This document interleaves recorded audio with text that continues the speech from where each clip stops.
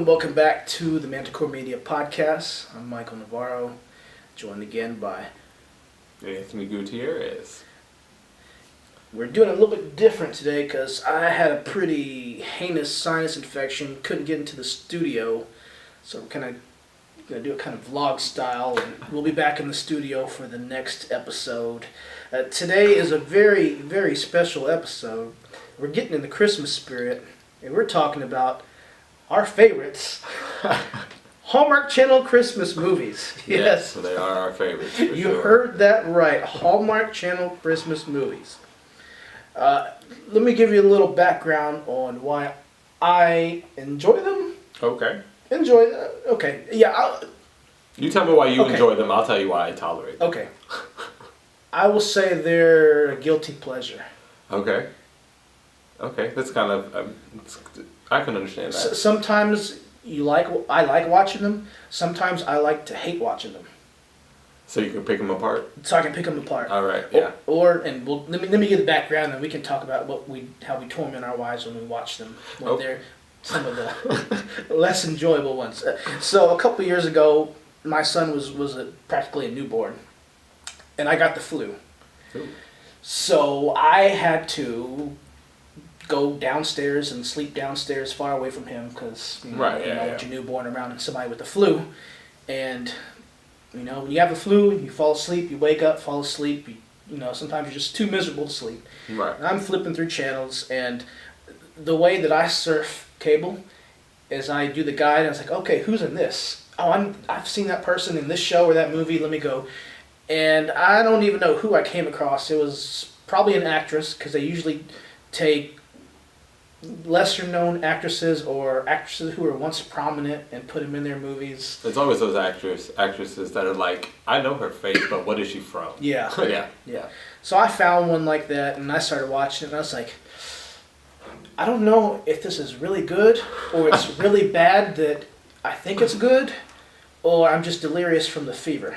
Okay. So that's how I started watching one, kind of got hooked on it, secretly watched more while I was sick in bed, until one day my wife either caught me watching one or she caught me recording one, and then she started watching them, and now this is like an annual thing we do every year that we watch these movies. Okay, see, so your introduction to the Hallmark movies is a little bit different than mine.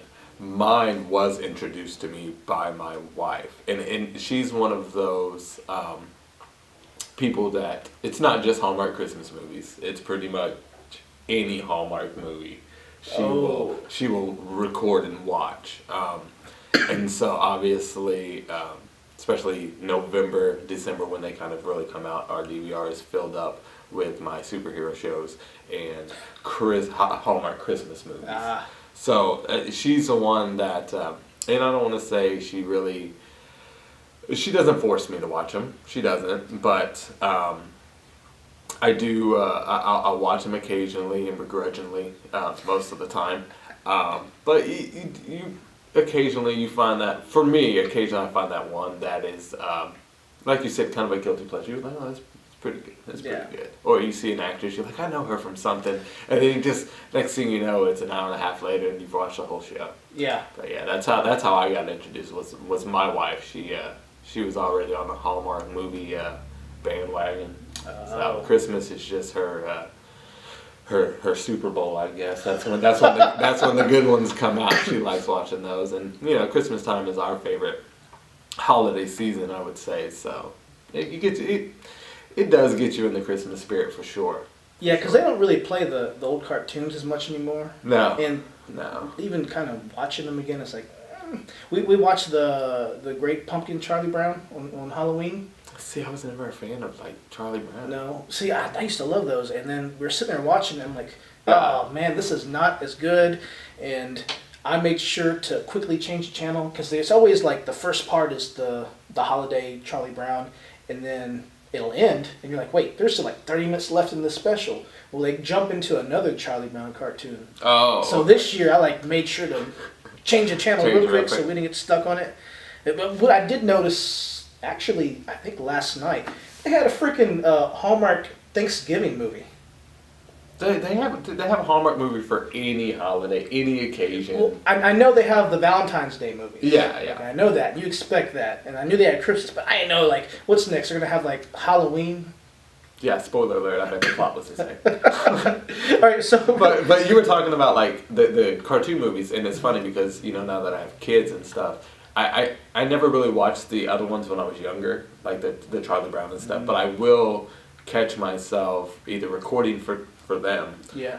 Like, you know, when they did the Toy Story Christmas little specials. Those are good, yeah. Or the Trolls or Frozen or something. I'll catch myself recording them, and again, for them, but I end up watching them too, so. Yeah, because Toy Story, for Halloween, they had, like, the scary one. Something of horror, or Dinosaur Island. Yeah. It was pretty good. I found myself watching it. I find myself watching those more so than the old Charlie Brown or Rudolph or anything like that. The old Rankin Bass. Yeah. Now I do have two shows that I will watch every Christmas. Elf, because it's my wife's favorite Christmas movie.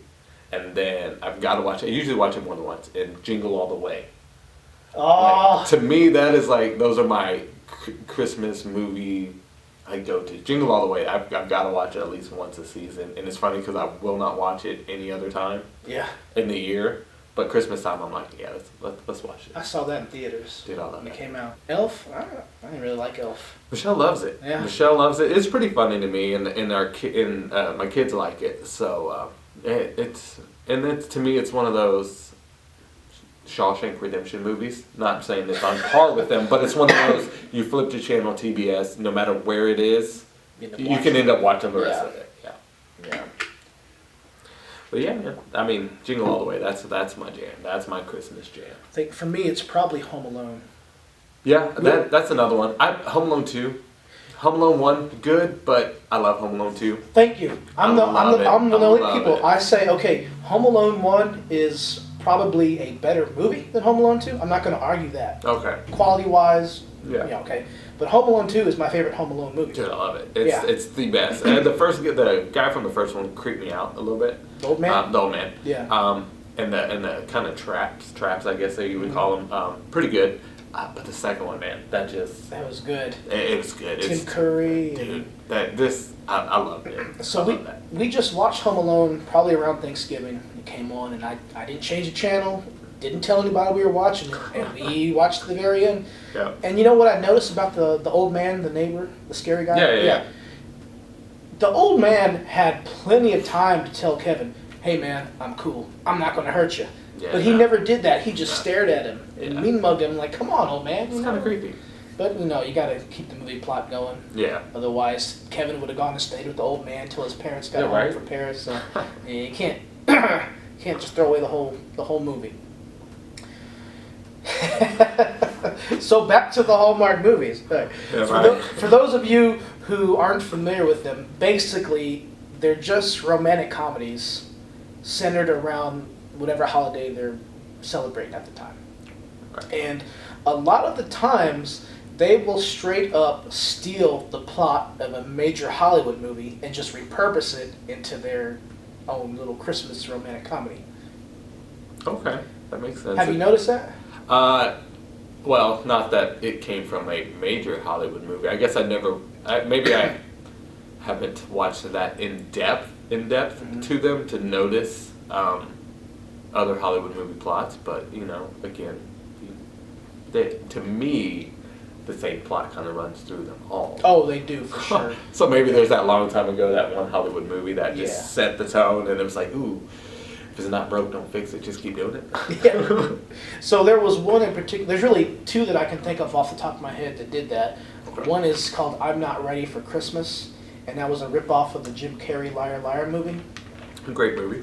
And it was a movie in which this woman was never around her family. She had a niece who she was really close with, but she was always lying about whether or not she'd show up. So the niece made a wish that her aunt wouldn't lie. I don't think she was a lawyer, like Jim Carrey was, but so the basis of the movie was she couldn't tell a lie and she had to navigate her way through Christmas without lying. Oh, wow. Another one was called Family for Christmas, and that was a ripoff of the Nick Cage movie The Family Man. Remind me about that one. That's the one where he went to sleep and woke up with the family. Like he married, I guess, a girlfriend that got away or something. And this was pretty much the same premise, except of course it was a female lead, which these are all female-led movies. Yeah. I don't think well, yeah. We'll just say yes. Yeah. So this year, between the Hallmark Movies and Mystery Channel and the main Hallmark Channel, there's going to be 12 new movies. All right, like I said, we're not in the studio today. We're using one of my cameras, so looks like we're going to be cut off every 10, 15 minutes or so and have to restart it. So, Lori Loughlin, right? Lori Loughlin is in some of those movies, and I think we'll get to that in later segments about what movies I'm looking forward to seeing this year. She might be in one of them. Okay. So there's a lot of like typical themes in these movies, right? Yes. The lead character is always a businesswoman. Always kind of who's overworked or too dedicated to her job. She's usually lost her way in life, and she doesn't like the holidays, or doesn't have time for the holidays, or she doesn't have time for her family, needs to get back in touch with her family. Her parents want her to come home for Christmas, but she's just too busy because she's working. Always lives in a major city. Always in a major city. Never lives out in the country. Never. Usually her family does, and she has to make her way back to the country. Yeah, they always live in that one small town that has that one small street that has every store imaginable on it. Yeah. Usually like a Christmas souvenir shop that's like a Christmas souvenir shop all year round. You gotta have it. There's usually a bakery. Usually. Some kind of a bed and breakfast or a mom and pop owned inn. Yeah. There's usually an antique store usually on there. Maybe store. A theater or some kind of venue. Yeah. There's only one Christmas movie that I can recall that it didn't really take place in a small town, and I don't remember the name of it, but it took place in a bigger city, and it was most of it took place in a mall, and it had of course it had that Christmas store that was there year round, and it was about to it was being sold. The mall was being sold and torn down, and yeah, we'll get into the plot that it goes to. And somebody's family probably owned the mall or the shop or something. Okay. Yeah. So the lead actress, she usually has an unappreciative boyfriend or an unsupportive boyfriend. He's never abusive.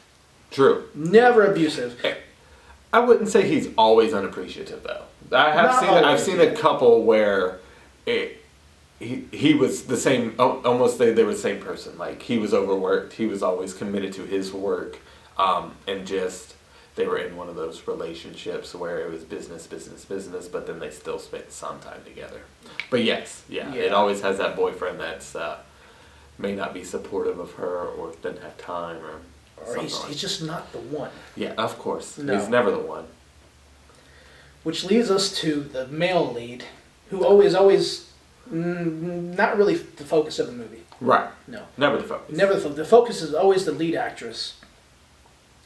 And she always meets either there's a mistaken identity is how she meets the love interest. Yep. Or there's a mix-up and maybe she ends up on the wrong flight or the wrong bus ride because for some reason these women are taking bus rides in Christmas through the snow. Right. They have every other piece of their life together except for their travel plans. Yeah. Or it's somebody they grew up with. Yep. Somebody they dated when they were younger. Mm. Somebody who is in a position of power because they're going to work on a new project. Because there's a lot of these women, they're like either ad executives or they're writers of some kind or they're interior designers or they're party planners. Yeah. Sometimes it's not the potential love interest that's the person hiring them. Sometimes it's like a female relative of the love interest, like an aunt or a grandma or something like that. It is really cliche. Yeah, very, I would say. If you've seen one, you've seen them all. You know exactly what's going to happen. You probably know how it's going to happen. You just got to figure out what the twist is. Yeah, there's usually some twist. And I'm not going to lie, sometimes whenever my wife is watching these and I'm sitting there listening intently to the movies, which is not true, It's just, I will say that it always throws me off whenever they don't go with a twist. When it literally is how you plan it out. There's no twist at all, and you're like, Yeah. okay, that's different. Y'all just went ahead and went with the way I thought it was gonna go. Okay, no twist at all. Every now and then you'll get like some kind of a magical element to it. Yeah. Whether it's Santa Claus is actually really there.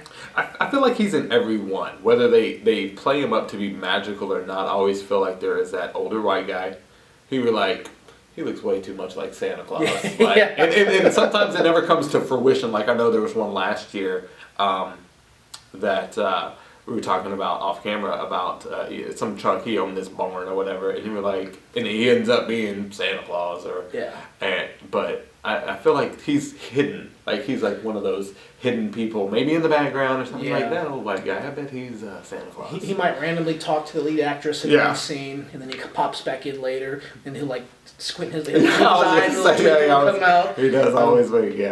I've seen one where Santa was the love interest's actual father, so the woman was going to end up with Santa Claus's son. Okay. I think I know which one you're talking about. I may have seen one where the lead actress was like the daughter or granddaughter of Santa Claus. I mean, if it ain't happened, it has happened. You know? Right. I saw one where the lead actress was an elf. Really? You know Summer Glau from Firefly? Okay. Yeah. She was an elf. Because, she kind of has like a little elf look to her. A little bit. Yeah. What else is... there was one about a magic stocking where things would like magically fall out of a stocking to help the actress along the way. Huh. That's okay. And we'll talk about that one because that's actually one of my favorite actresses in these movies. I was in that one. And there's always like a cabin. Always a cabin, cabin. There's always a snowstorm. There's always some kind of snowstorm that keeps the two leads, the love interest, whether it's for a day or for the entire movie, keeps them kind of housed up together. Yeah, because the actress is always either trying to get back to work, back home, but she gets trapped in, or they get stuck in a cabin together, in a cabin where everyone who spends a night there falls in love and is together for the rest of their lives. That's an actual storyline. Yeah. That's funny. Like... But you know what's funny? We talk about the cabin and everything like that, but also a similar plot that throws me off is they always get stuck in that cabin because there's this terrible snowstorm and they absolutely can't get out. She absolutely can't make it back to the big city to get to work. But somehow that boyfriend of hers always shows up like the next day. Maybe it goes back to them having travel plan issues, like the lead actresses having travel plan issues, but the boyfriend can make it in town, but she can't make it out of town. Yeah, the original boyfriend. Yeah, the original. Not the one she... Not the love interest. The love interest, yeah. Yeah, and that's funny because, like, if you think about it, the leads, they always meet and fall in love in, like, 3 to 5 days. Yeah. Always happens. Yeah. And there's always a jilted boyfriend or girlfriend left in the end. Because sometimes the love interest has his own girlfriend who's just as bad as the female lead's boyfriend. Yeah. Or they were really meant to be together if they grew up together, but they broke up, and it's nuts. So that's my biggest issue with these movies is why, like, I get it. It's a movie. It's a romantic comedy, but why in this day and age is that okay? To just meet and fall in love in 3 days? I mean, honestly, like if you were to one of your friends or your friends, or you knew your friends were going through a breakup or something, and you hear one of these like stories of she went back to her hometown and ran into her ex-boyfriend and. You know, they were just always overworked and she broke up with him but now she's with him like 3 days later. It's like, why is that okay? Like, and then, you know, you people watch the movies and they're just like, oh, that's so sweet. Is it though? Yeah. Like, it's kind of messed up. Especially like if they're going back home to their family and like the mother or the father says, I've never seen you so happy in your life, and yeah, and then you're like, and they get pushed together by their parents. That's kind of rude. You know, she's been with old dude for like 2 years, right? Like, I get it, he's working, he's successful, but he just missed the plane ride. Yeah, come on. Like that's my biggest issue with these movies. And I understand it's a movie, it's a romantic comedy, but that's just watching the movie. That's what irks me every time. It's like you just like 2 days ago you were at home kissing your boyfriend saying you can't wait to get back home after your trip to see your parents, and yeah, y'all had those issues. But you just fell in love with this dude for 3. That's not okay. Yeah. Like, you just got a brand new engagement ring before you left. Yeah, to me that's what bothers me about these movies. But again, even though it bothers me, I do understand it's a movie. It's a romantic comedy. It's more about the season and the magic of Christmas than it is about a love story or something like that. But it also almost makes you feel like they're trying to tell you that having a good work ethic is bad. Especially if you're a woman, you shouldn't ever work that hard if you're a woman. You know, didn't it ever make you feel that way? A little bit. What about your wife? Does she feel that way when she sees it, or she just says? No. Well, I don't know if she feels that way or not, because she's never brought it to my attention. Like, why do they always make it seem like the woman shouldn't work that hard or anything? She never brought it to my attention. I think I can't speak on her behalf. But from what I understand, she loves these movies just because, again, Christmas is one of our favorite seasons of the year. Just as a family, it is. If you look at my living room, you can probably tell that. But she watches it just because, she likes the story, I should say, because I feel like they're the same. But she watches it, again, just because it's I don't want to say it's her guilty pleasure, but I mean, she just really enjoys watching them for the season that it is. And even if they are, she probably posts on my Facebook all the time. She posted a meme, I'm sure. Yes, I know they're all the same, but I'm going to watch them anyway. I'm going to record them all, which is okay. That's actually how I thought, like, if my wife would come in and do the show with me, I wanted you, because I saw your wife's post on Facebook about that. I was like, yeah, he needs to come in and we need to give the male point of view from watching these things. Sure. I don't think they're bad. There's nothing wrong with them. It's not like that trashy reality TV where I'm like, this is garbage, shouldn't even be on TV. Right. So the questions that I take away from these movies is, are they in a connected universe? Because that kind of makes me a little more excited to watch them, because in the back of my mind I'm thinking, okay, how many times are we seeing all these people in a gingerbread house contest? All the time. All the time. But it's Christmas time, though. True. But it always makes me wonder, okay, so last year these people were in the contest. Are these people this year, are they going against each other? Are they somewhere in the background, Are they... You ever think about that? I mean, that kind of helps me get through them, thinking, ooh, they could be back there the whole time and we just didn't notice, or... But I would say no. Maybe it's the same contest like a year later, or just a different year, because I feel like you said, the gingerbread contest or whatever, the main actresses, or they always win, or something like that. So I wouldn't say that they're in the same time, but it could be a sense. I mean, because like we said earlier, that all the towns look the same, have the same aspects to them. So it could be just like a year later, a different year or whatever. Yeah. So, or I don't know. That's the stuff that gets me thinking. I'm thinking, alternate realities? Is it like different Earths? Yeah. Are we going superheroes now? So, I want to know, what happens to the new couple after the movie ends? Are they still together? I want to see the movie where they break up because they got together way too quickly, and all of a sudden they realize we don't even know each other. What are we doing? So what, you're wanting like a VH1 behind the music type deal? I mean, like after the show not documentary style, but I'd like to see another movie where they just hate each other and like it leads into next year where they're like, oh, we fell in love, and then she goes to some other small town and falls in love there, and then leaves him. Yeah, that's what I'm thinking. Or like, what happens to the jilted lover that gets left behind? Do they get their own movie? Do any of the exes end up with each other when they've been left by their partners, Right, they just have their completely opposite, like, non-romantic comedy. It's like they meet somebody who's totally into their work also, and they just live happily ever after, like, not seeing each other, working 60 hours a week. Like, all they see each other is at dinner and at bedtime, and then in the morning when they see each other off at work. Yeah, that would be funny. Yeah. Like, I could get behind that movie. Like, I would be okay with that. You want to write it? I'll write it, yeah. It's my next project. One of the reasons that I watched this, like we were talking about earlier, is mainly because they use a lot of actresses that you know. You might not remember their names. You probably saw them in a TV show. The one that's me and my wife's favorite is Alicia Witt.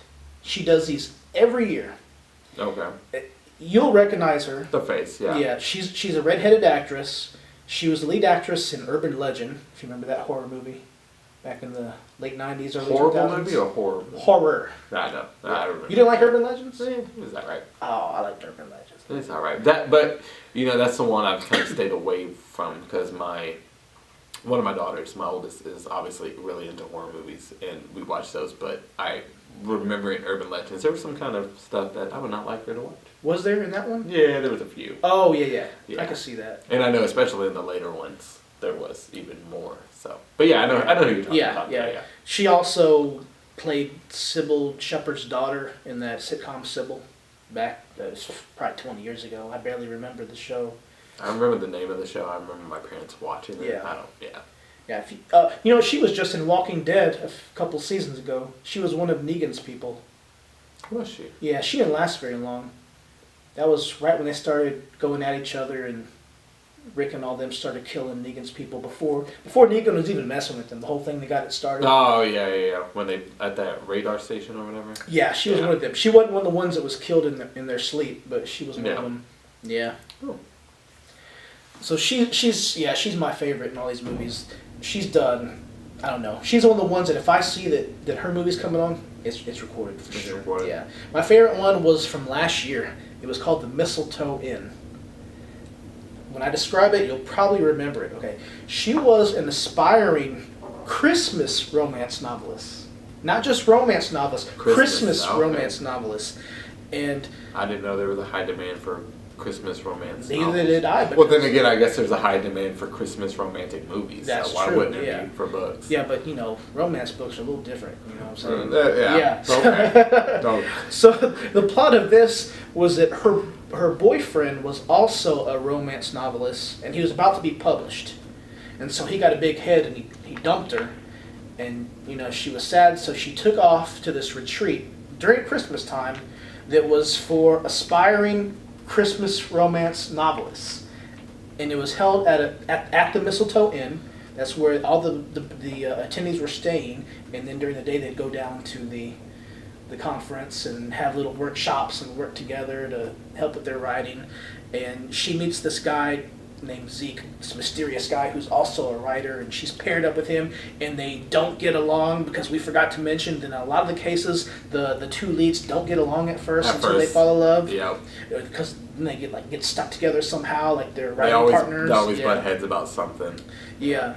And of course, her ex-boyfriend ends up at this conference. Of course, why wouldn't he? Yeah. I don't even know if he planned on it, but he ends up there. So there's that drama going on.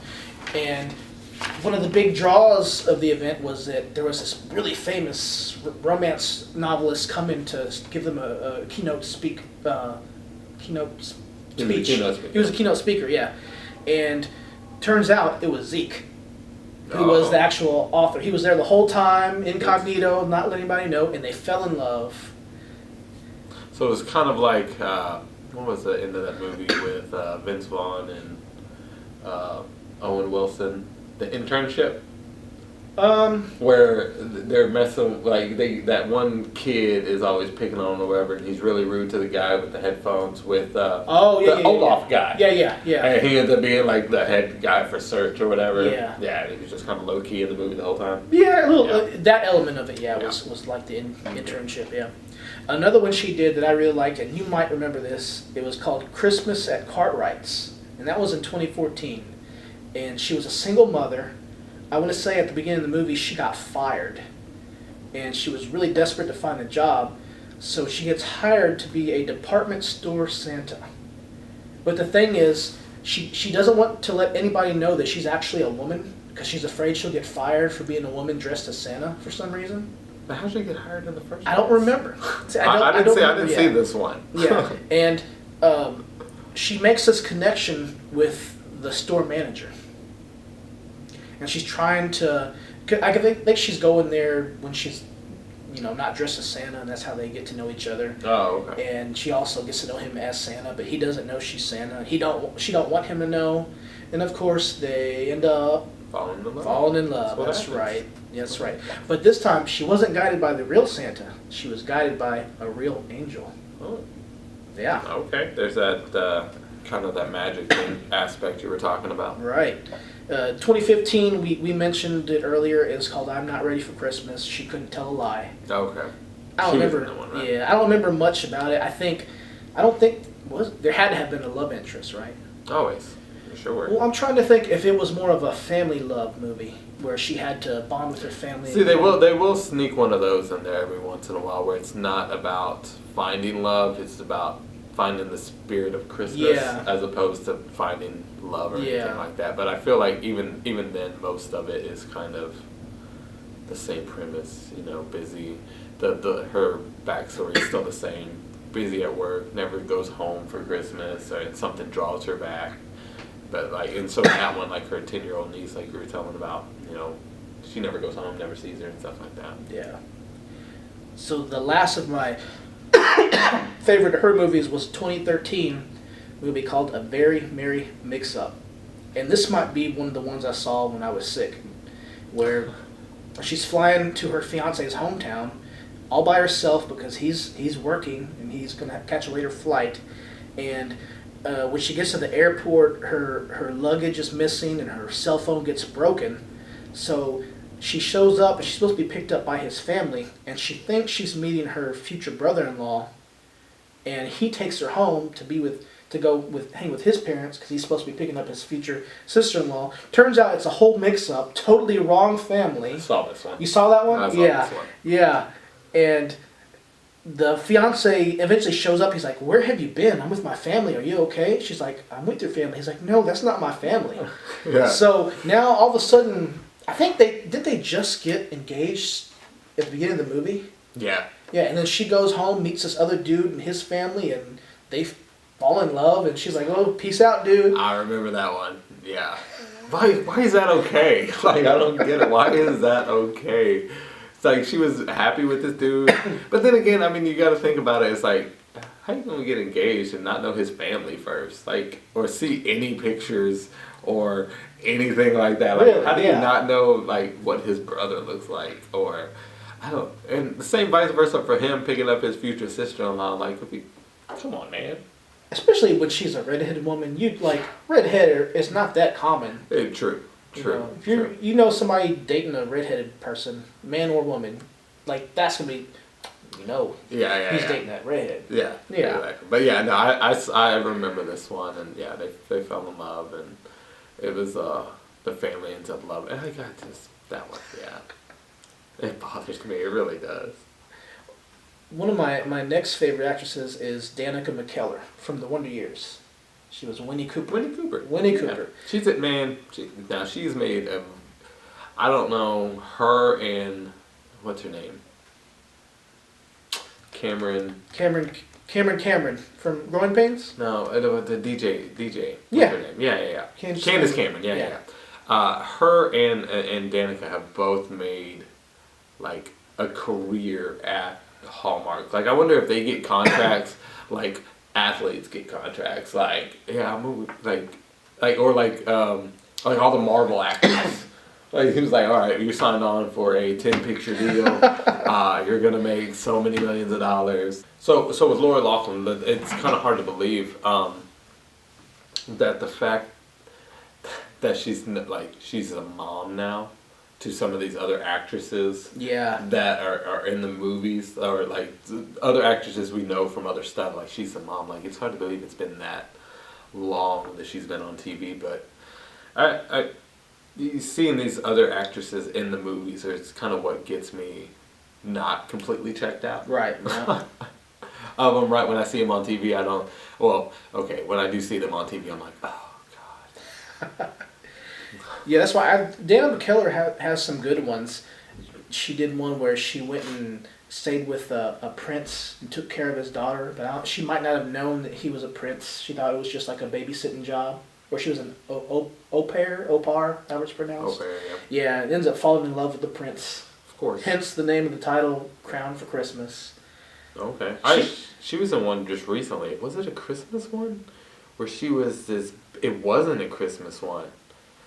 she was this interior designer, and she is remodeling this like inn in a small town, and she's paired up with this other guy, this contractor, I guess he is, who has his ideas and is from the city, and they end up, I feel like they dated, and now he's really good on the show, so the producers want him on the show, and Oh wow.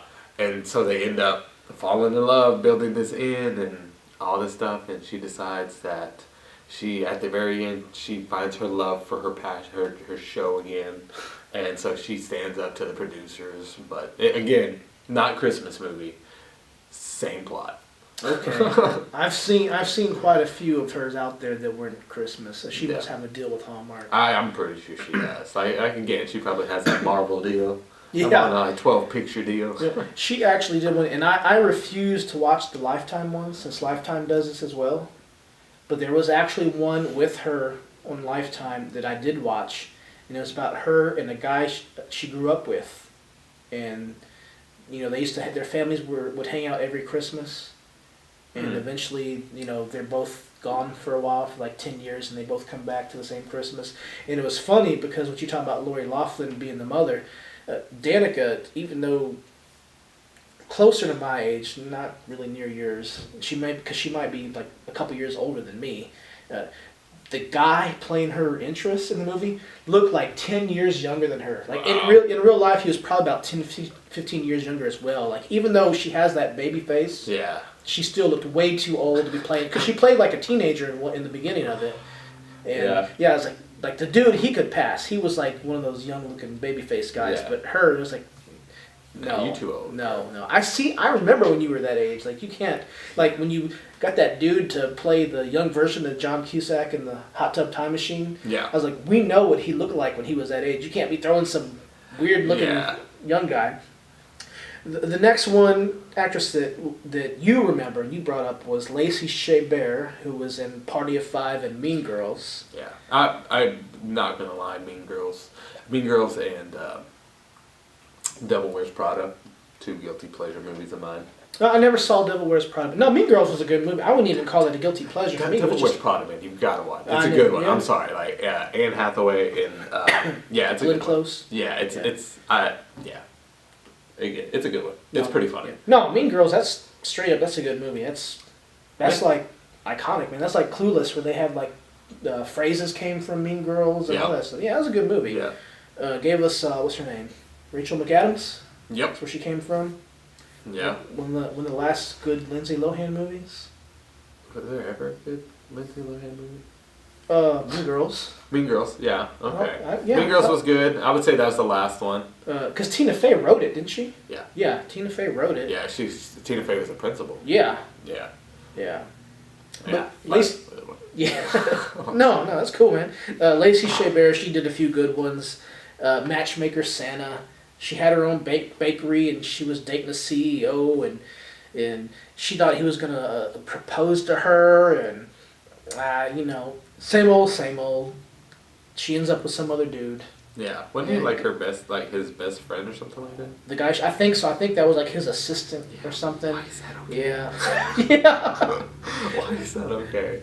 Family for Christmas. That was the one that was like Nick Cage's Family Man, where she was a real good investigative journalist, but she was always busy and never had a family. And she either made a wish or something. She went to sleep and woke up, and her kids were jumping on her, and she's like, "What is this?" And, and Santa Claus was involved, and I think eventually, I don't know if she ended up in the world where she had, in the Earth 2 where she had a family, or she just ended up working her way to that. It was with an old boyfriend, so that worked out. But one of my other favorite ones, not a lot of people know this actress. I don't know if her name is Bridget Regan.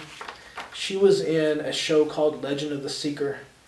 It was made by Sam Raimi, remember him? I remember him. From, Spider-Man? Yeah, well, remember, he's the guy who was, his production company was behind Hercules and Xena back in the day. Oh, okay. And, I remember Hercules and Xena. Yeah, and they were like one of the first ones to start filming the fantasy stuff in New Zealand. Oh, yeah. Yeah, so they had a show called Legend of the Seeker. It was based off of a book series by Terry Goodkind called The Sword of Truth. And it was more serious than Hercules and Xena. It wasn't like goofy and slapstick. Yeah. It was still like, nobody's gonna, accuse it of being Lord of the Rings. But it was still, I enjoyed it. I enjoyed the books. I liked the show. She was in The Last Ship, if you remember that. It was a TNT show recently. She was in Jane the Virgin. My wife watches that show. And I've probably seen her in it. yeah. I never watched it. Like, your wife watches Grey's Anatomy, right? yeah. She Religiously. She was the original actress to play the sister of, I think, Hunt, the redhead doctor. I know the redheaded doctor. Yeah, Okay. they thought his sister had died in the war. Oh yeah, I saw that episode. Yeah, yeah. Where they found her. They found whatever. her. Yeah. That was her. That was Okay. his sister, right? Yeah. Yeah, yeah. The original actress to play her, that was her. Yeah, see, it's funny.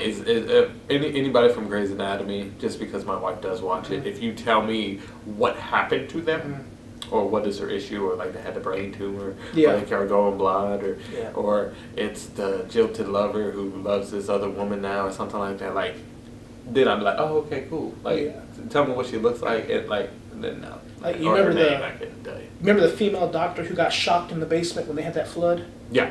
Napoleon Dynamite's girlfriend. Same actress. Mousy. Let me think. If I can stump you? Richard, the original chief from the early days. Remember, he had the wife with Alzheimer's that eventually died. Okay. She was the security guard in Urban Legend. She had that real soft Really? voice. Yeah, baby. Baby. I'll protect you, Alicia. Ain't no Urban Legends going down in here tonight at this college. Okay. Yeah. I remember her. So Is it yeah. wasn't Jeffrey Dean Morgan in Grey's Anatomy? Jeffrey Dean Morgan he played Denny Duquette. He Yeah. also died on that show. I feel like if you're on that show, you're gonna Yeah. eventually die or have a brain tumor. Or... Yeah. So Bridget Regan was in the Magic Stocking, and she was a widow. She had a daughter, and she came across an old, beat-up stocking at a holiday craft sale, and it was magic. Like, anytime they needed something, stuff would mysteriously pop out of the stocking and help them. Yeah. along the Okay, way. that's what we were talking about earlier. Yeah, and I think that's the one where the love interest, he was a guy who was trying to rebuild the gazebo in the town, because like maybe his grandpa had built it or something. It was like a historical site in the town, and he wanted to restore it, and they ended up together. She also did Christmas Getaway. Now I remember that one. She was also a widow in this one, and she took herself on a vacation to get away, but the inn she was staying in was double booked. Mm-hmm. And it was the guy, his mother, and his daughter. No, the guy was widowed, not her. Yeah, she was a widow. I think she was just. Yeah, she was just looking for love. Overworked. I feel did she?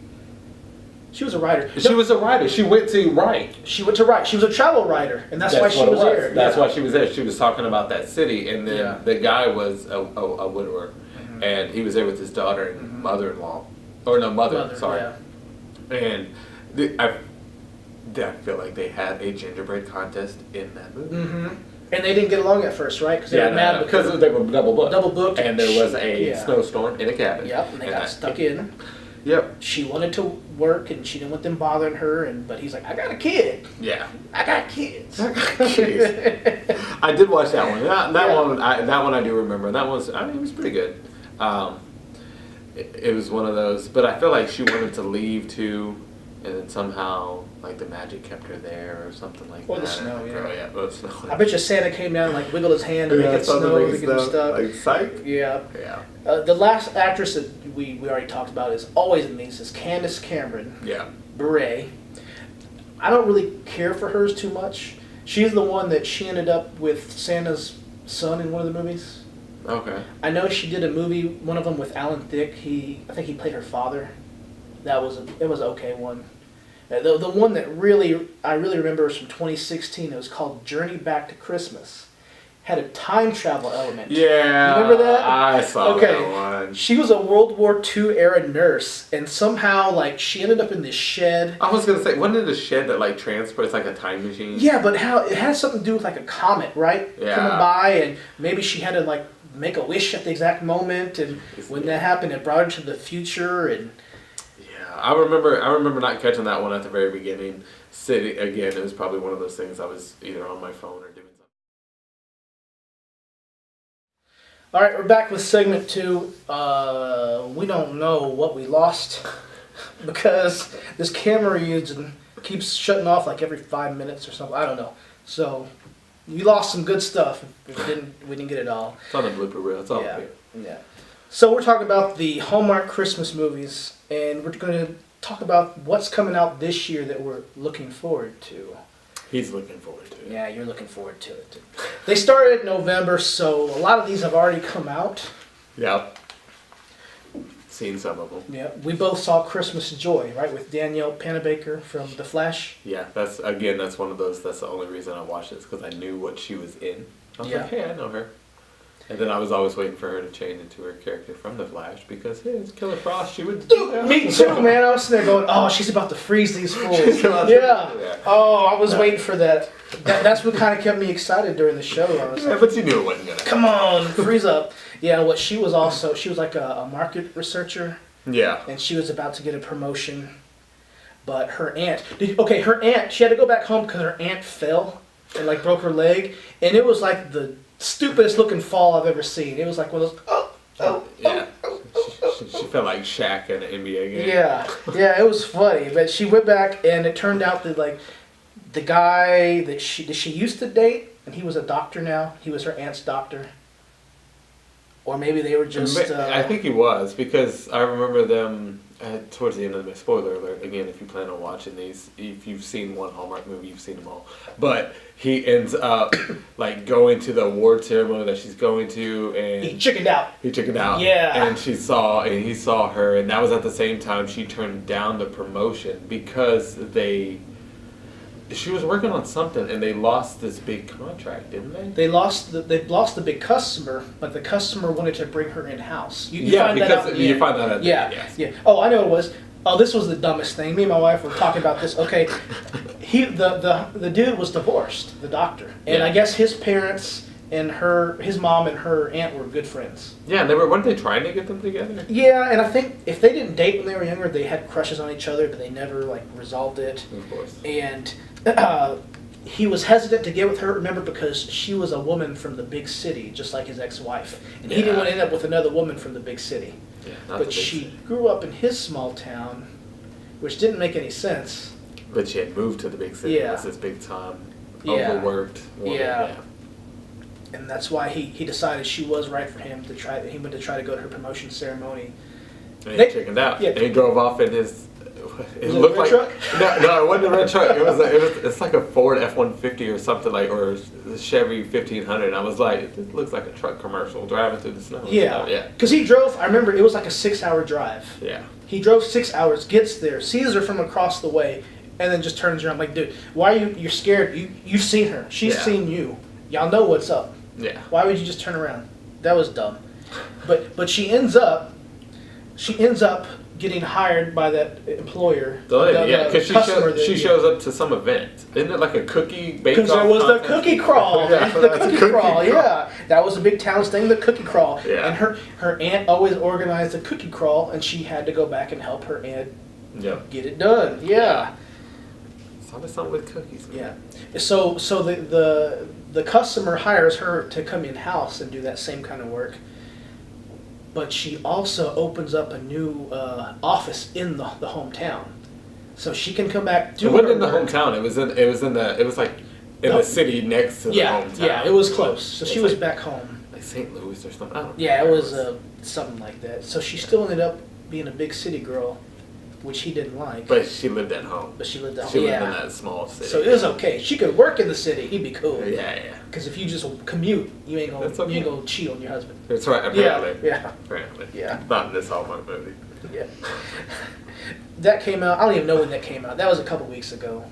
I feel like it came out early. No, that one came out in November. It probably came out around Thanksgiving. Because I feel like I texted you. Yeah. Or so we texted about it when it came out, and you were telling me. I had watched it, and then I think like 2 weeks later you texted me, or a week later you were like, "Hey, I'm watching that one with Danielle Pennebaker or whatever." So were we talking about her? We were talking about her to okay. Killer Fun, yeah. So me and my cousin had that same conversation too. Yeah. There was another one that came November 17th called Return to Christmas Creek. I didn't watch it. It was on Hallmark Movies and Mysteries. Only caught my eye because Steve Weber from Wings is in it. It's the older generation of movies. So. Yeah. Christmas at Grand Valley, November 22nd. I missed it. That's Danica McKellar. That's your girl, Yeah, I don't know why. How did we miss that? I don't know.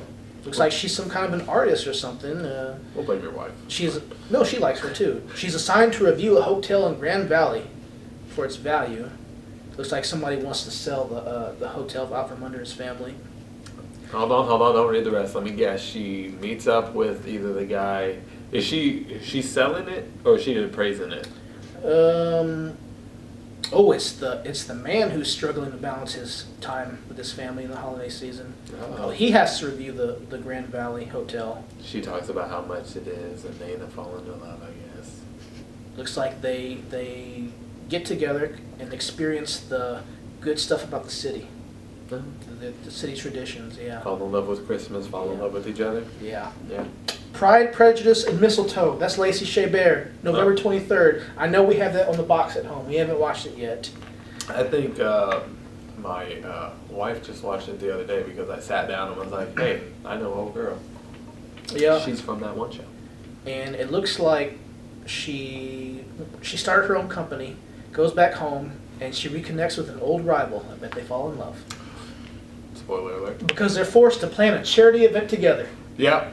Yep. So they're going to butt heads at first, and then they're going to end up in love. Oh, and she has a bad relationship with her father, so that's got to be mended. Uh-oh, daddy issues. Yep. Here you go, Christmas Everlasting, Tatiana Ali from The Fresh Prince. Okay. What you mentioned earlier, finally, there's some color in Hallmark. There is. Because... True story. Not a back character, main character. Yes, because... No black people, no brown people, nothing in these movies. They're always second, third tier characters until now, which probably means it's not even going to be a diverse cast. It's going to be just people of color. Yeah, well, yeah.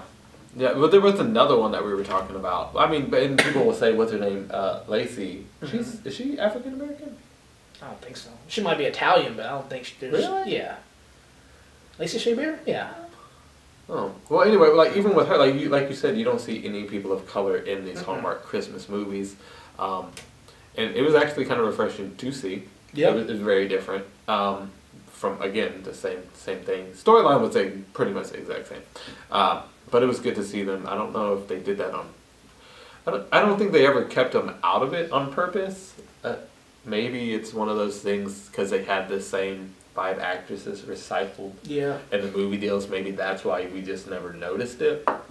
And someone could comment that, maybe there was one back in 2012 or 2013 that we just doesn't catch our eye because those actresses we talked about are so forefront of our minds because we see them in every Hallmark movie. Yeah. So, but it was good to see, man. And like I said, there was another one that just came out this year. I can't think of the name of it. And it's funny, I looked it up before we even started shooting. But the same thing. Like there was the main actors were all African American, and it was it was good to see. So where's my brown people, man? Come on. I don't know. Because I feel like they have a Hallmark movie, they got to play Feliz Navidad, and then people will get upset. And they're all filmed in Canada, so ain't no Mexicans going no cold weather. They ain't going that far. Yeah. November 24th. I don't know how I missed this. I haven't recorded it. Hallmark Movies and Mysteries. That's why. Christmas on Honeysuckle Lane. Alicia Witt and Colin Ferguson. And I think I know the name. I know the face. He might have been like one of those shows on the Sci-Fi Channel or something. Maybe. Like Warehouse 13 or whatever that was. I don't know. One of them. I don't know. It's Alicia Witt. That's all you gotta know. Let's see. She's going home to celebrate Christmas for the last time with her siblings in the house they grew up in. Uh-oh. Oh, and their parents died. And they're gonna sell the house. So I bet you she's gonna end up taking over the house with whoever she meets over there. Somehow they're gonna find a way. Yeah. Fall in love. Here's the one we were talking about, and I don't know if it made it in the last segment before the camera cut off. Christmas and Evergreen. Evergreen. Letters to Santa. Oh, okay, so that's the second one that my yeah. wife was talking about then. That's the one with Joe Wagner and Holly Robinson Pete is like a tertiary character, and they have that relationship that builds with those characters as well, on top of Jill Wagner and then the dude, whoever is the dude driving the red truck in this episode, in this movie. Red truck. Yeah. Dude, who was the dude? I don't even know who the dude was.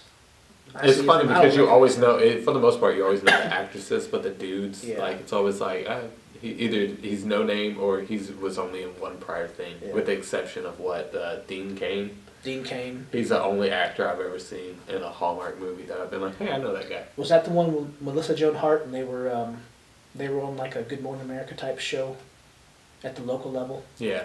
Okay, yeah. Yeah, Melissa Joan Hart jumped to Lifetime, so I'm like, I'm done with her. I'm not watching her. I don't mess with Lifetime. You wrote her off. No. You were like, I'm done with you. Hallmark, that's it. I ain't messing with no Lifetimes. It's like someone going to the Rangers. You're like, I'm done with you. Or Yeah. back in the day when all the Astros went to the Phillies. Oh, yeah. Here's another one. Once Upon a Christmas Miracle, coming out December 9th. That's some movies and mysteries. We rolling? We rolling? We good? Okay. Only reason I know is Brett Dalton. He was the dude on Agents of S.H.I.E.L.D. the first couple seasons that turned bad. I know, yeah. Yeah. He ended up being a Hydra agent or something. Hydra agent. Yeah. He's in it along with Amy Teagarden. She was in the Friday Night Lights TV show. She was the daughter of the coach. I never watched that. You never watched that? I never did. Heard good things, just never watched. Yeah. And he needs a liver transplant or he's going to die. Oh, snap. Yeah. And I bet you she has a matching liver for him. But you can't give it to him. You can give a piece. Oh, okay. I was about to say. No, you can give a piece of your liver. Yeah. Oh, okay. Yeah, okay. yeah. Fair enough then. Or does he die? Because this is on Hallmark Movies and Mysteries, so he could end up dying. So you keep talking about this Hallmark movies and mysteries, and I know my wife is going to watch and be like, there's a second Hallmark channel, and you just screwed me. My bad. I will edit out. I'll bleep over that. But here we go. A gingerbread romance. A callback to our last episode because it has Tia Mowry. Okay. Only has one of the sisters. Only has one. You can't put the sisters together anymore. For some Huh. reason. I don't know. Oh, man, that's how they made their bread and butter. Put them together. I know. And it looks like she works for an architecture firm that is going to enter a life-size gingerbread contest. So here's the gingerbreads. Uh-oh. I bet they face some struggles, butt some heads, and they end up winning. And if Falling in love. Tamara don't join, I hope that Taj does. I was about to say this. He just randomly in the background. Yeah. Oh, you know what I realized? Can't have Brittany Murphy in there Ooh, helping him out. No. On December 16th, we have Entertaining Christmas coming out. Another callback to last episode because Jodie Sweetin is in it. Along with Brendan Fair. Callback to an old episode of our podcast. He was on Roswell. He played Michael. Remember that show? Yeah. Yeah. And if she says, don't be rude. I quit. It looks like she's a cookbook author, a crafting expert, and a TV personality. And nope, she's the daughter of that person. So she's probably gonna be living in the shadow of her mother, who's all of those things I just mentioned. Yeah. Oh, cause I guess she can't do anything. She can't cook. No. Okay. Yeah. So maybe Brendan Fair is gonna help her out. Unleash her inner cooker, I guess. I wonder if it's gonna be like that. What was that movie with Sarah Michelle Gellar where she was like a cook, but every time she cooked it, like was some magical spell was released and people would fall in love and remember that? No. Last one I bring up, it's on the Hallmark beep beep beep beep channel. The baby. And the only reason I bring it up, it's Christopher Palaha is in it, so it looks like there's a male lead in this one. Uh-oh.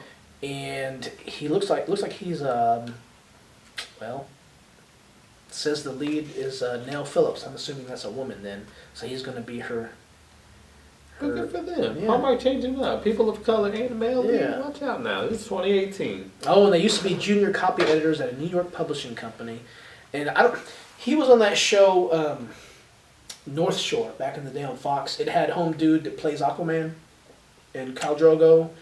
Jason Momoa. Jason Momoa. Brooke Burns was in it, if you remember her. She hosted that Dog Eat Dog show. Are we out? It's about to die. It has like a flashing red battery sign. The batteries? Okay, we'll wrap it up soon. So that was a good show. I enjoyed that show. I just saw he's been in a couple of good things. He was in Castle, the show with Nathan Fillion. He was like this recurring character who ends up being like the big bad guy behind all the conspiracies. Oh, okay. Yeah, so that was a good one. I don't know. I probably won't watch it, but I like the stuff he's in. Maybe one day. I'll probably end up watching it and not knowing I watched it. I don't know because it's on the channel, so you might it's not catch possible. it. I may not. I may not. All right, so let's take a quick break. Do a quick segment 3 because our battery's running out in the camera. Hopefully next episode be back in the studio, so we ain't got to do all this business. So we'll be right back.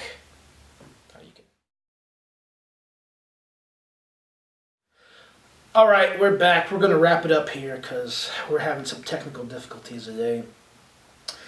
Last episode, forgot to do my outro story I always do because if you couldn't tell, man, I got sick. I was sick. I had to use the bathroom. I needed to wrap up that episode.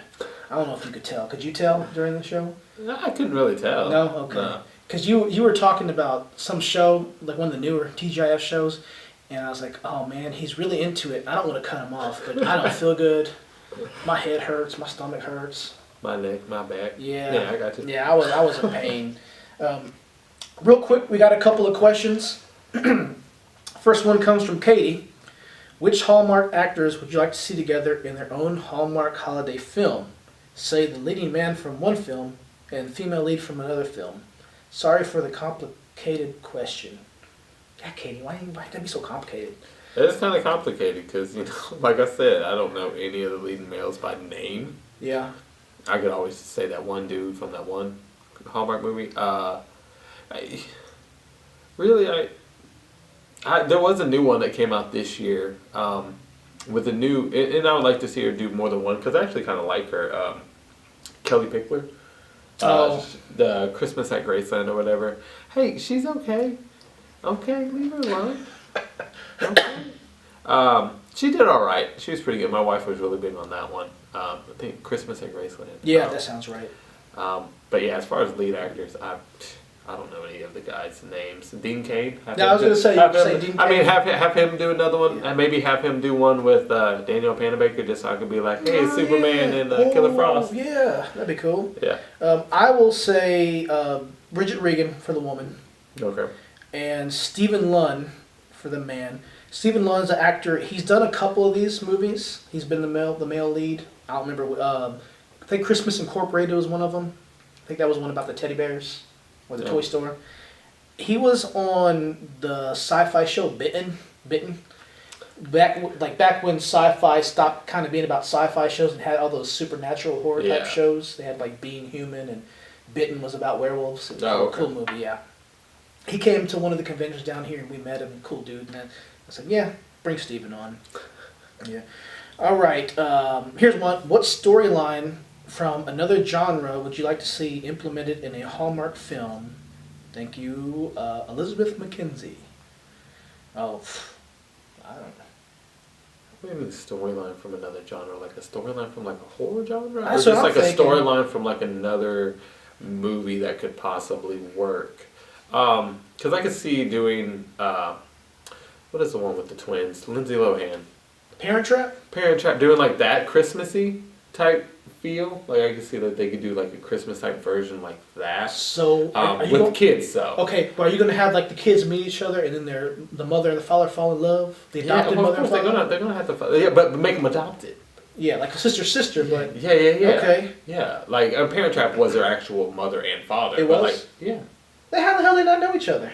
Because have you never watched? The No, movie? I never watched it. It's because they decided that somehow like the relationship was that terrible that they couldn't be together. So old girl went to Paris where she was some big designer and took one kid, and he was some winery guy and took the other kid, which is again messed up in its own sense that they could never be together.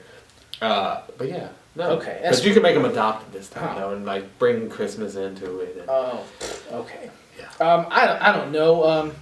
Man, let's throw in some horror or something. You know, I don't know. How you gonna throw in horror on Christmas though? Yeah, I don't know. Throw in Krampus or something. I don't know. I really don't know. That one's a tough one. That one. I mean, if we're going genre, yeah. Because you had time travel in that one movie. You have time travel. You have magic. Magic, mystery. Well, you have it on the Hallmark movie channel. You have the mystery. I guess, So, yeah, fair enough. Elizabeth, I have no clue. I don't know what I would do. Yeah, something with horror or something, or here you go. Elf on the Shelf starts killing people. That'd be one. I don't think you can show that on Hallmark. All right, our last question, and this is going to lead into something I did see this year. What actor and actress from your favorite TV show should be coupled up in a Hallmark film? This is from Michelle. I don't know if this is your Michelle. It says, my choices are Chad Michael Murray, Lucas, and Hillary Burton Peyton from One Tree Hill. I don't even know about this one either. You want to see them paired up? Yeah. So reuniting an old couple from another show onto a Hallmark show. See, the only shows I can think about, like, they're all old now, and it just wouldn't work. What? Like, you know, you could go with Tom Welling and Kristen Cruick from Smallville. Oh, that'd be cool. Yeah. You know, even, I don't know how she looks now. Tom Welling and the chick that played Lois Lane from Smallville. Yeah. I don't know how, like, because he looked old. Yeah, he does look old. He looked old. I don't know how she looks. Yeah. Can't look as old as him. No, he looked old. Because he went gray. Like, he looks the same, but he went gray. He went gray. So it's weird, yeah. And he went, like, head coach bod. He went full dad bod. Did he really? He did a bit. He looked that. That's all right. I don't have room to talk. Yeah. Man, you know, I don't even know. Let's say I watch so many shows. You'd think I could pull somebody out of the hat really easily. Like a couple though. I mean, that was the first two couples that came to my mind were those two. I just feel like they're all too old now because you got to do a more recent show, and that's kind of hard to bring back. Yeah.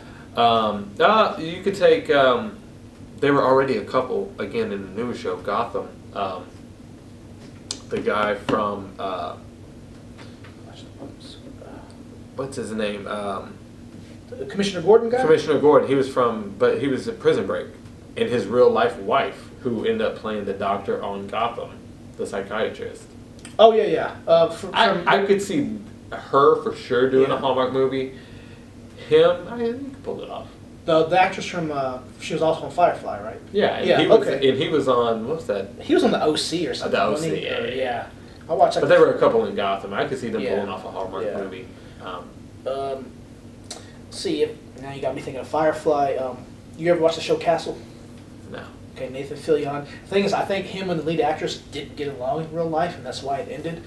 But so that's probably impossible. But them paired together, that'd be kind of cool. I like their characters.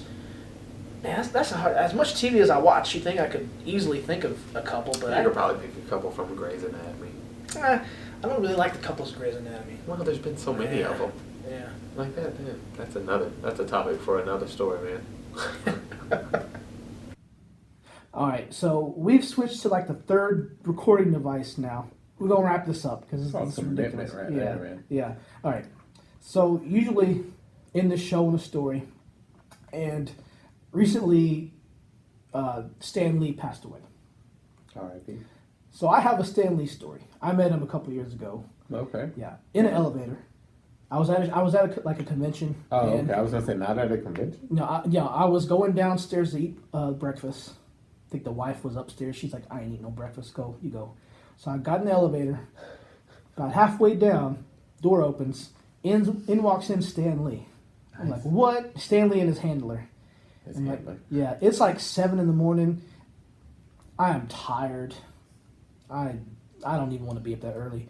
I'm not gonna mess with this dude because he's old and he's probably just as tired as I am. That's a lot. He's been up for like 3 hours. Maybe You know, so. people get up early. So I just like, nodded my head hello, and I left him alone in the elevator. I was wearing like I don't even know what the shirt was. It might have been like a Wolverine shirt or something, and the handler was like, "Oh, Stan, you should wear a shirt like that." And Stan was like, "No, I'm good." So I didn't mess with him, and I'm glad I didn't because we get down and he's going to the same breakfast buffet that I am, and you have to walk through the hotel lobby, and the entrance to the to the restaurant has a long line coming out because everybody's trying to go to the buffet. And while we're all sitting there in line, all these people just come up and want to pat him on the back or shake his hand and mess with him. I'm like, yeah, I'm glad. Stan's cool. And so that was, I met him twice that weekend. I went and got his autograph once. I didn't get a picture with him. I wish I had. Yeah. But the funniest part of this story is when I was getting the autograph, me and my friend Tim from a couple episodes ago, he was in line with me. And of course, Tim don't like nothing. Tim hates everything, but yet he likes everything too. Because once you get him to do something, he's like, "Oh man, this is cool. This is fun. I like it." Oh, okay. Yeah, but he'll spend like the whole day leading up to like, I don't even want to do this. I just want to go home. I'm just going to go lay down. Calling out Yeah. Tim like that. Yeah. Huh? Hey, you heard that, Tim? He calling you out. Yeah, I am calling. He knows though. We even went to there was a Q&A panel for Stan Lee. He's like, "Why would all these people want to come and listen to Stan Lee talk?" Because he I'm like, did dude, everything. I'm like, just watch, man. Just think of it like the behind the scenes content of a DVD. Just think of it like that. That's what this is like. If you like that stuff, you like this. I was going to say, you're probably the only one that watches that stuff. No, there's a lot of people that still do. And of course, we saw it. He's like, "Yeah, man, that was It was cool. pretty cool. Yeah, that was cool. I enjoyed that. He was a funny old man. Had some funny stories." So anyway, we get in the autograph line. It's probably like an hour, 2-hour wait. It's a long line. And the autograph tickets were not cheap at all. I think it was around 50, maybe a little more than 50. It was enough where I was like, I don't know if I really want to buy this, but it's Stan Lee. He Yeah. is like 95 years old. I might not ever see him again. Yep. Not like he comes to Houston that much, although he did the very next year again. But that was the last time. And so for some of the bigger people, you have to buy an autograph ticket. You don't just give them cash. And you have to give the ticket to their handler when you get there. So we're in this long line. It's like the caterpillar, the way they have it set up with all the ropes and stuff. Yeah. Serpentine. type Yeah, line, doing that. And all of a sudden this guy walks up and he just looks really stressed out. And he's sweating and he's doing this, rubbing his face and rubbing his hands through his hair. And we're like, "What's up, man?" He said, "I can't find my autograph ticket." And we're like, "What?" Like, this dude's been in line for like 1.5, 2 hours. $50 to $70 ticket. And he's like, I'm looking around. Can you look on the floor? Can you see? Are you stepping on it? Did I drop it somewhere? And everybody's cool. We're all trying to help him look. He does this for about 15 to 20 minutes. Makes his way up and down the line. He comes back. And I looked at him. I said, "Hey, man, look, listen. It's gone. You lost it, okay? So,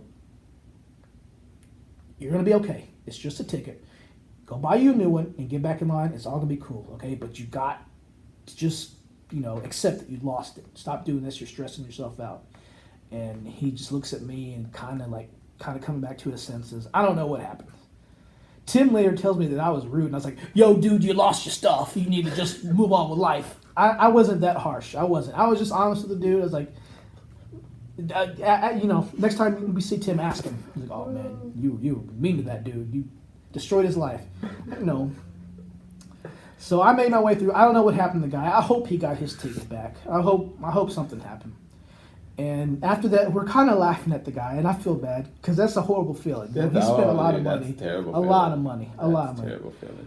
Well, flash forward to a couple years later. Me and my wife are in line for Chuck Norris. And it's the same thing. You got to buy the ticket, right? Oh, no, I know this. So I'm sitting there with my wife, and I've got it's a long line. I don't know why I've got all my stuff hanging out. And I'm holding my autograph ticket with one hand and my stuff in the other. And then I try to reach around my back to tap my wife on the shoulder to make her think it's somebody else. And I do that. She doesn't fall for it. And then 5 minutes later, I'm like, "Where's my autograph ticket?" I said, "You've got to be kidding me." I straight up saw a dude do this like 2 years ago. I broke it to him that he wasn't going to find it. And yet here I am. I'm walking up and down the lines trying to find my autograph ticket. I was like, you got to be kidding me. I'm no better than this. I had a Chuck Norris picture in a sheet protector. Yeah. I could have just stuck the freaking ticket in there. That's what I should have done. But no, I lost it. It was not cheap either. It was not cheap. I don't even want to say how much I think it costs because it's embarrassing. Yeah. It's Walker, Texas Ranger. Yes, yeah, okay. I lost it. Luckily for me, they wouldn't refund me. They wouldn't. I was out of luck. I found somebody who had said, "Screw this! I'm not waiting this long line. I want to leave." I said, "Give me your ticket for half price, please." And they did, and I ended up meeting him. I got my autograph. Took a picture with him. The picture's hanging in my office. I'll have to show you when we leave. Chuck, they ain't got nothing to do with me. He's got his arm around my wife real tight. I'm like, what is this, Chuck? Yeah. I'm like, come on. He didn't even notice I was there. Yeah, why would he? Yeah, It's alright. yeah, He did great movies like Sidekicks. yeah, sidekicks. Yeah, that's good. I got a story about sidekicks from one episode. Oh, okay. Yeah, I'll tell you before you leave. But, yeah. That's not where I thought that story was going. What'd you I thought you think? were going to tell me that you met Stan Lee and he was going to be like, you that guy that farted in the elevator. No. That's what I thought it was going. No. Yeah, so that was my Stanley story Cool. / Chuck Norris story. So let's get out of here. This is the Manticore Media Podcast.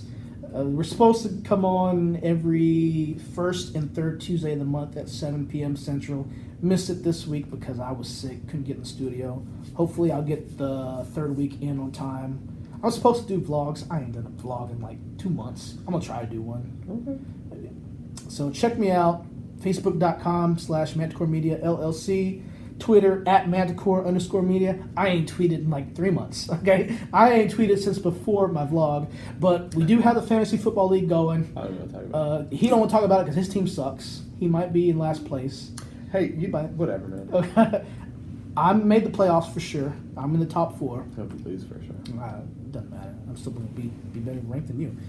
Don't So matter. we got one more week of regular play, and then we go to the playoffs. He's going to end up in the consolation league consolation playoff if he can stay between 5th and 8th place. If he's 9th or 10th, who knows. So thanks for watching. Big ups, Luis Valbuena. We'll see you next time. Bye.